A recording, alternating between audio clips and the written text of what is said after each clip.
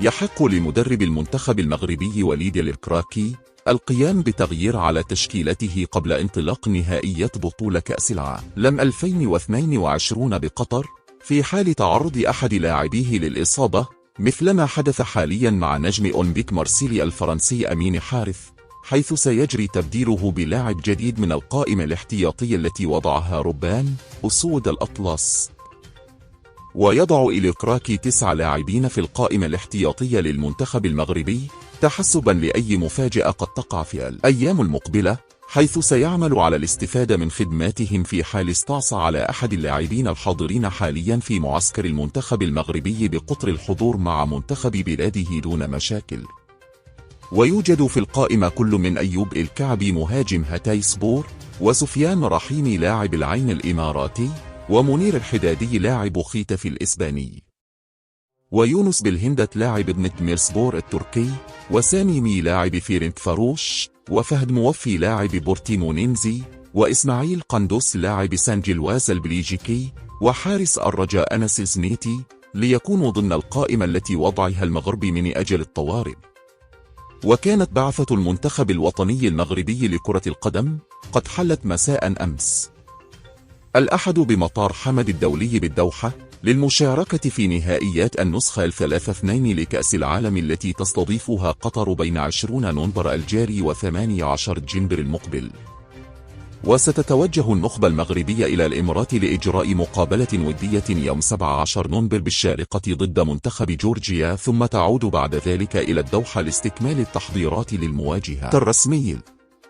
وكانت قرعة نهائيات كأس العالم قطر 2022 قد وضعت المنتخب الوطني في المجموعة السادسة إلى جانب منتخبات كرواتيا وبلجيكا وكندا.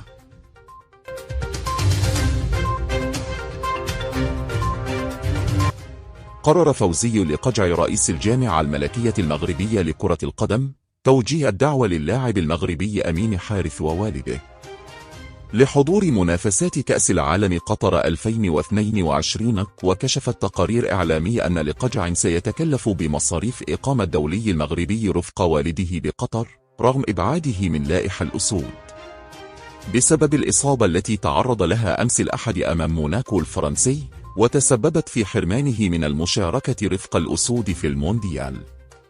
قرار رئيس الجامعة جاء من أجل التخفيف من الأزمة النفسية التي يعاني منها حارث بعد الإصابة التي تعرض لها، بالسماح له بالإقامة رفق بعثة المنتخب الوطني ليكون قريبا من اللاعبين والطاقم التقني لمواساته وتمكينه من حضور أجواء كأس العالم رغم ابتعاده عن الميادين.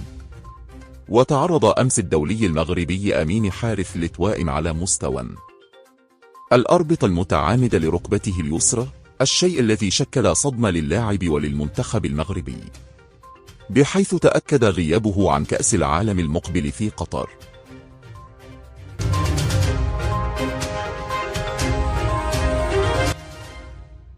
كشفت مصادر مقربة من مدرب المنتخب الوطني المغربي وليد الكراكي أن الأخير وضع مهاجم نادي برنيلي الإنجليزي على رأس لائحة اللاعبين لتعويض غياب أمين حارث المصاب رفقة مارسيليا. وتضيف ذات المصادر أن مهاجم الذي يلعب بدوري الدرجة الثانية الإنجليزي الشامبيونشيب أصبح في شبه المؤكد أنه سيلتحق بأسود الأطلس في قطر.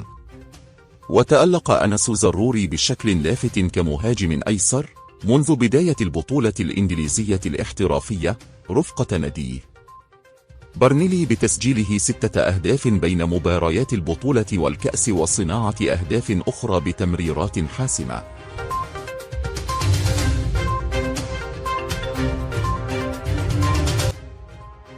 واصل المدير الفني للمنتخب الوطني الكندي جون هيردمان استفزازته المتكررة للأسود الأطلس قبل انطلاق منافسات كأس العالم بقطر في 2 من نوفمبر المقبل، حيث قال هيردمان في مقابلة له الموقع الرسمي للاتحاد الكندي لكرة القدم أن الأولوياته بالنسبة قبل نهائيات كأس العالم هي استكشاف خصومه والبحث عن طرق تمكننا من سد بعض الفجوات داخل الفريق. ينتظرنا أيضا الكثير من العمل للنظر في عقلية المجموعة وكيفية إخراج مستوى آخر من الأداء ووضع مخطط تكتيكي يمنحنا الفرصة للمنافسة حقا. وختم هيردمان حديثه: سنلعب أمام اثنين من عمالقة كرة القدم العالمية، ولا يمكننا أن نلعب تلك المباريات بشكل تقليدي وأن نلعب بطريقة عادية.